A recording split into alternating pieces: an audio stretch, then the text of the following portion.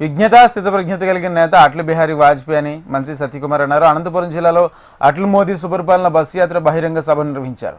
అటల్ బిహారీ రాజకీయ జీవితంలో ఏనాడు ఓటమిని ఒప్పుకోలేదని గుర్తు చేశారు. 50 ఏళ్ల సుదీర్ఘ రాజకీయ జీవితంలో ఆయన ప్రతిపక్ష నేతగా కొనసాగారని తెలిపారు. 10 సార్లు లోక్సభకు 2 సార్లు రాజ్యసభకు ఎన్నికైన ఏకైక వ్యక్తి అటల్ బిహారీ వాజ్పేయి అని మంత్రి సత్యకుమార్ కొనియాడారు. 6 సంవత్సరాల పాటు ప్రధానమంత్రిగా ఒక్కటంటే ఒక అవినీతి ఆరోపణలు లేని ఒక నిష్కలంక వ్యక్తిత్వం అటల్ బిహారీ వాజ్పేయి గారి. దాన్ని ఇవాళ స్ఫూర్తిగా తీసుకున్న ఆనాడు ఎన్డీఏకి ఇవన్నీ కాదు పొలిటికల్ కనెక్టివిటీ రెవల్యూషన్ తీసుకొచ్చారు. మీరు చూస్తే ఇవాళ మనం మాట్లాడుతున్న రెవల్యూషన్లన్నీ ఆ సమయంలోనే ఆయన ప్రధానమంత్రిగా వచ్చాయి.